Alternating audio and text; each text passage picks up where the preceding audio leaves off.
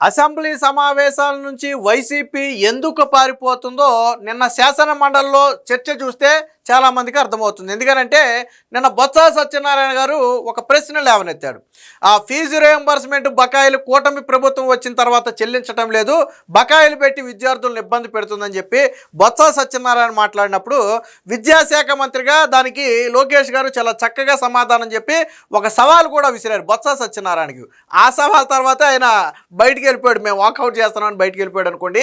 ఏంటి ఆ సవాల్ అంటే, జగన్మోహన్ రెడ్డి హయాంలో బకాయిలు అక్షరాల 4063 కోట్లు, విద్యార్థులకు చెల్లించాల్సిన ఫీజు రింబర్స్మెంట్ బకాయిలు దాదాపుగా 4000 కోట్లు బకాయిలు పెట్టి జగన్మోహన్ రెడ్డి దిగిపోతే దాన్ని విడతల వారీగా కూటమి ప్రభుత్వం చెల్లించుకుంటూ వస్తుంది. 2 రోజుల క్రితం కూడా 1200 కోట్ల రూపాయలు కూటమి ప్రభుత్వం బిల్లులు విడుదల చేసింది.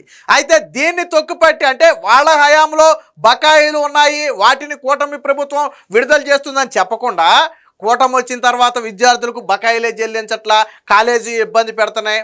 ఎవరి బకాయిలు అవి? కూటమి పెట్టిన బకాయిలా, జగన్ పెట్టిన బకాయిలా? అది స్పష్టంగా చెప్పాలి. ఎవరు పెట్టిన బకాయిలు అంటే జగన్మోహన్ రెడ్డి పెట్టిన బకాయిలు. నిన్న బొత్స సత్యనారాయణ లేదు మేము 2 టర్ములు మాత్రమే చెల్లించాలి, మిగిలిన బకాయిలన్నీ మేము చెల్లించేసాం, 4000 కోట్లు అబద్ధం, అంత బకాయిలు ఉండవు అంటే లోకేష్ దానికి కూడా ఒక సమాధానం చెప్పాడు. 4063 కోట్ల రూపాయలకు మీరు పెట్టిన పెండింగ్ బిల్లులకు సంబంధించి పూర్తి వివరాలు శాసన మండలిలో ప్రవేశపెట్టడానికి నేను సిద్ధం. ప్రవేశపెట్టిన తర్వాత వైసీపీ పార్టీ దాని మీద చర్చకు రావాలి అంటే బొత్స సత్యనారాయణ నేను వాకౌట్ చేస్తున్నానని వెళ్ళిపోయాడు. వాస్తవానికి అక్కడ సవాల్ చేస్తే ఆయన స్వీకరించాలా. ఎందుకంటే మేము అన్ని బకాయిలు పెట్టలేదన్నదే బొత్స.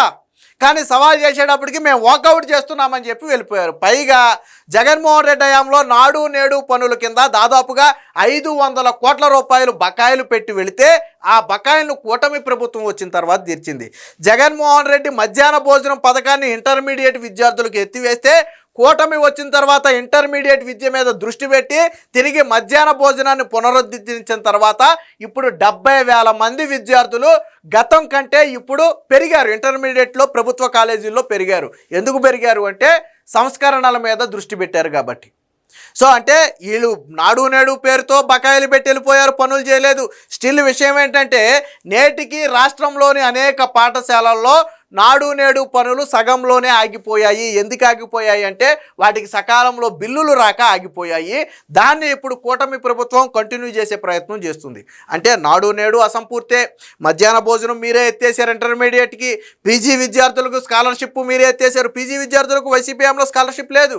ఫీజు రింబర్స్మెంట్ పీజీకి విద్యార్థులకు నేను ఎవరని చెప్పేశాడు జగన్మోహన్ రెడ్డి. అంటే పీజీ చదువుకోవడానికి పేదవాళ్ళు అనర్హులు జగన్మోహన్ రెడ్డి దృష్టిలో. సో పీజీ విద్యార్థులకు స్కాలర్ ఎత్తేసింది వాళ్ళే.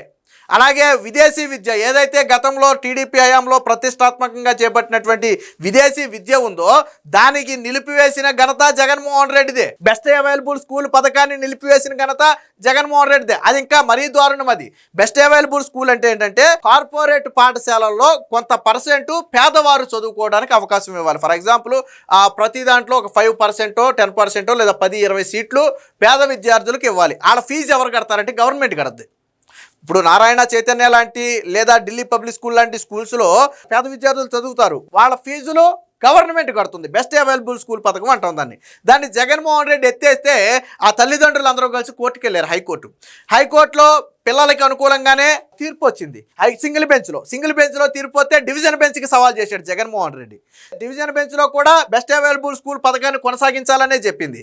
తర్వాత దాన్ని సుప్రీంకోర్టుకి వెళ్ళిపోయాడు. మళ్ళీ సుప్రీంకోర్టు అయితే ఇంకా మొట్టికాయలు వేసింది.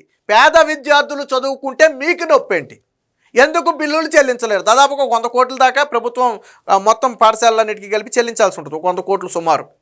మీకు ఎందుకు ఆ బెస్ట్ అవైలబుల్ స్కూల్ పథకం భారంగా మారుతుంది, ఎందుకు మీరు ఫీజులు చెల్లించలేరని సుప్రీంకోర్టు మొట్టికాయలు వేస్తే అప్పుడు తిరిగి మళ్ళీ జీవో ఇచ్చి బెస్ట్ అవైలబుల్ స్కూల్ పథకాన్ని కొనసాగించాడు. అంటే ఆ పథకం ఎత్తివేయడం కోసం హైకోర్టు సింగిల్ బెంచ్కి వెళ్ళాడు, హైకోర్టు డివిజన్ బెంచ్కి వెళ్ళాడు, సుప్రీంకోర్టుకి వెళ్ళాడు. 3 చోట్ల మొట్టికాయలు వేస్తే తప్ప బెస్ట్ అవైలబుల్ స్కూల్ పథకాన్ని జగన్ కొనసాగించాల. చాలా మందికి తెలియని నిజాలు ఇవి. కావాలంటే ఫ్యాక్ట్ చెక్ చేసుకోండి, వెళ్ళిపోయి ఇంటర్నెట్లోకి వెళ్ళిపోయి కొట్టండి, మీకు వచ్చేస్తుంది. ఎప్పుడు ఏ కోర్టు ఎలా చివాట్లు పెట్టిందో మీకు అందులో వచ్చేస్తుంది. సో అన్నీ చేసింది జగనే. కానీ కూటమి ప్రభుత్వం మీద నిందలు వేయటం. సో దీనికి సంబంధించి నేను అసెంబ్లీలో ఒక వార్త కూడా వచ్చింది, ఒకసారి చూద్దాం. వైకాపా పెట్టిన ఫీజు రింబర్స్మెంట్ బకాయిలు అక్షరాల 4064 కోట్లు. శాసన మండలిలో మంత్రి లోకేష్ వెల్లడి. పాఠశాలలో మౌలిక సదుపాయాలు ఫీజు రీయింబర్స్మెంట్పై శాసన మండలిలో వాడివేడే చర్చ జరిగింది. ఒక దశలో అధికార విపక్ష సభ్యుల సవాళ్లు ప్రతి సవాళ్లు విసురుకున్నారు.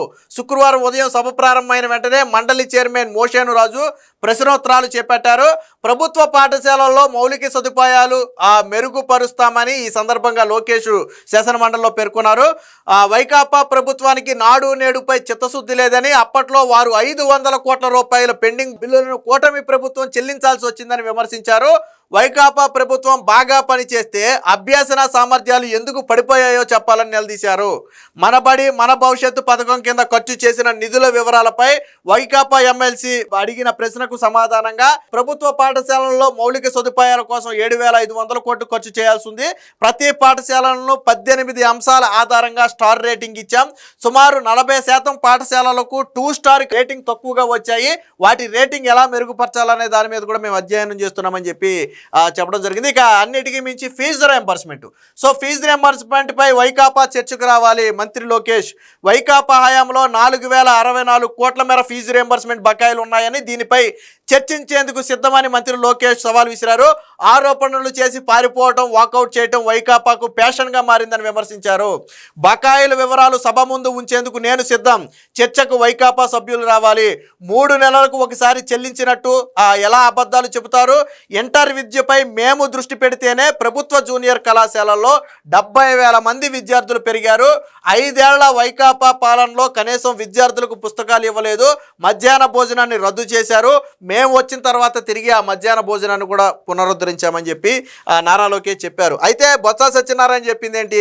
మా హయాంలో 2 త్రైమాసికాలే బకాయిలు, అంటే మొత్తానికి బకాయిలు ఉన్నాయని బొత్స ఒప్పుకున్నాడు. కాకపోతే మీరు అన్నట్టుగా 4000 కోట్లు కాదు, 2 త్రైమాసికాలకు సంబంధించి అంటే మేబీ 2000 కోట్లు 3000 కోట్లు లోపు ఉంటాయేమో అని చెప్పే లెక్క ప్రకారం వైకాపా ప్రభుత్వంలో ఫీజు రింబర్స్మెంట్ బకాయిలు 2 త్రైమాసికాలే మాత్రమే ఉన్నాయి. కూటమి ప్రభుత్వం వచ్చిన తర్వాత ఫీజు రింబర్స్మెంట్ బకాయిలను భారీగా పెండింగ్ పెట్టింది. వాటిని ఎప్పటిలోగా చెల్లిస్తారనేది వెల్లడించాలి. వైకాపా ప్రభుత్వం 4000 కోట్లు బకాయిలు పెట్టిందనేది వాస్తవం కాదు. గత 2 ఏళ్లలో గ్రామీణ ప్రాంతాల్లో ఎన్ని జూనియర్ కళాశాలలు ఏర్పాటు చేశారు? రాష్ట్రంలో విద్యా వ్యవస్థ భ్రష్టు పట్టింది. ఇందుకు నిరసనగా వాకౌట్ చేస్తున్నామని చెప్పి, అంటే రాష్ట్రంలోనంట విద్యాశాఖ భ్రష్టు పట్టిందని పాపం బొత్స సత్యనారాయణ వాకౌట్ చేశాడంట. మరి నువ్వు 2 త్రైమాసికాలే బకాయిలు అన్నప్పుడు ఇక్కడ నారా లోకేష్ వివరాలు సభ ముందు ఉంచేందుకు సిద్ధమని చెప్పాడు కదా. ఆయన 4064 కోట్ల రూపాయలను సభ ముందు ఉంచేందుకు సిద్ధమని చెప్పాడు కదా ఆయన. మరి అందుకు బొత్స సత్యనారాయణ ఒప్పుకోవచ్చు కదా, నీది పోయిందేముంది? నువ్వు అన్నట్టుగా 2 త్రైమాసికాలే అయితే ఇక్కడ నారా లోకేష్ దొరికిపోతాడు కదా, అప్పుడు కార్నర్ చేయడానికి మీకు ఛాన్స్ ఉంటుంది కదా. ఎందుకు బారిపోయారు మరి 2 త్రైమాసికాలు అని? ఎందుకు బారిపోయారంటే 4000 కోట్ల బకాయిలు అనేది నిజం. 4064 కోట్లు బకాయిలు పెడితే నాకు తెలిసి 800 కోట్లు ఒకసారి, 1000 కోట్లు సుమారు 900 చిల్లర కోట్లు ఒకసారి, నిన్న 1200 కోట్లు ఒకసారి, ఇలా బకాయిలు. అంటే ఇది వైసీపీ హయాంలో బకాయిలు. ఇప్పుడు చాలామందికి అర్థం కాని విషయం ఏంటంటే ఇవి కూటమి ప్రభుత్వం చెల్లించాల్సినవి కాదు, జగన్మోహన్ రెడ్డి చెల్లించాల్సిన వాటిని కూటమి చెల్లించుకుంటూ వస్తుంది. దాంతోపాటు అసలు కొంత పాతయి కొంత, అసలు కొంత పాతయి కొంత చెల్లించుకుంటూ వస్తుంది. సరే, ఏ గవర్నమెంట్ అయినా చివరి దశలో ఎలక్షన్ ముందులో ఏదైనా చెల్లించకుండా వదిలేస్తే ఈ నెక్స్ట్ గవర్నమెంట్లు చెల్లించాలి, ఓకే. కానీ ఇక్కడ బొత్సాయే ఒప్పుకున్నాడు 2 టర్ములు మేము చెల్లించలేదని. కానీ 2 టర్ములు కాదు, నాకు తెలిసి 4 టర్ములు చెల్లించాల. అంటే ఆల్మోస్ట్ చివరి 1.5-2 ఏళ్లలో జగన్మోహన్ రెడ్డి ఫీజు రింబర్స్మెంట్ బకాయిలు చెల్లించాల. అందుకనే ఇది 4000 కోట్లు అయింది, లేకపోతే అంత బకాయిలు అవ్వదు. దాని వివరాలు సభ ముందు ఉంచేందుకు సిద్ధమని చెప్పి నారా లోకేషే సవాల్ చేశాడు. కానీ బొత్స సత్యనారాయణ మాత్రం విద్యా వ్యవస్థ భ్రష్టు పట్టిందంట, అందుకని వాకౌట్ చేస్తాడంట. పైగా ఏమన్నాడు చూడండి, ఎందుకు నిరసనగా వాకౌట్ చేస్తున్నాం, వాకౌట్ చేయడం మాకు ఫ్యాషన్ కాదు అని. అంటే వెళ్తా ఇక్కడ నారా లోకేష్ వీళ్ళకి వాకౌట్ చేయడం ఫ్యాషన్ అయిపోయిందంటే, వాకౌట్ చేయడం మాకు ఫ్యాషన్ కాదు, మేము అయినా వాకౌట్ చేస్తామని చెప్పి బొత్స సత్యనారాయణ వెళ్ళిపోయాడు. ఒక సీనియర్ నేత అయ్యి ఉండి, అంటే సమాధానం చెప్పలేక వైసీపీ ఒకవేళ నిజంగానే నారా లోకేష్ 4064 కోట్ల రూపాయలకు సంబంధించిన ఆ బిల్లులు అక్కడ పెడితే ఇప్పుడు వైసీపీ సమాధానం చెప్పాలి. ఎందుకు చెల్లించలేదు బొత్స సత్యనారాయణ చెప్పాలి సమాధానం. అప్పుడు ఇంకా అబాసిపాలు అవుతామని చెప్పి అబ్బాబా మేము అన్ని బిల్లులు పెట్టలేదని చెప్పి ఒక మాట చెప్పి ఆయన వాకౌట్ చేసి వెళ్ళిపోయాడు. అంటే జగన్మోహన్ రెడ్డి హయాంలో విద్యార్థులకు చేసింది గుండు సున్నా, అంటే చేసింది మూరుడు ప్రచారం బారెడని చెప్పి జగన్మోహన్ రెడ్డి చేసిందేమో గోరంతా, చేయాల్సింది కొండంత, కానీ ప్రచారం మాత్రం కొండంత చేసుకున్నాడు. చేసింది గోరంతైనా ప్రచారం మాత్రం కొండంత చేసుకున్నాడు. కానీ వాస్తవానికి అంతకు 2-4-5 రెట్లు జగన్మోహన్ రెడ్డి బకాయిలు పెట్టి వెళ్ళిపోయాడు. నాట్ ఓన్లీ ఫీజు రెంబర్స్మెంట్, మనం ఇందాక మాట్లాడుకున్నట్లుగా నాడు నేడు బకాయిలు కూడా జగన్మోహన్ రెడ్డి పెట్టి వెళ్ళిపోయాడు. ఈవెన్ వంట వండే మధ్యాహ్న భోజనం వంట కార్మికుల బకాయిలు కూడా జగన్మోహన్ రెడ్డి పెట్టి వెళ్ళిపోయాడు. వంట కార్మికుల బకాయిలు కూడా జగన్మోహన్ రెడ్డి పెట్టి వెళ్ళిపోయాడు. ఇటు గురించి మనం మాట్లాడుకుంటున్నాం కానీ అవి కూడా బకాయిలు పెట్టి వెళ్ళిపోయాడు. వాటిని కూడా కూటమి ప్రభుత్వం వచ్చిన తర్వాత చెల్లించింది. అంటే మొత్తంగా విద్యార్థులకు జగన్మోహన్ రెడ్డి చేసిన దానికంటే కూడా చేయకుండా పెండింగ్ పెట్టి వెళ్ళిందే ఎక్కువ. ఈ రోజు విద్యార్థులు ఫీజు రింబర్స్మెంట్ గురించి బాధపడుతున్నారు అంటే గతంలో అది జగన్మోహన్ రెడ్డి చేసిన పాపమేనని చెప్పి నిన్న శాసనమండలి సాక్షిగా బయటపడింది.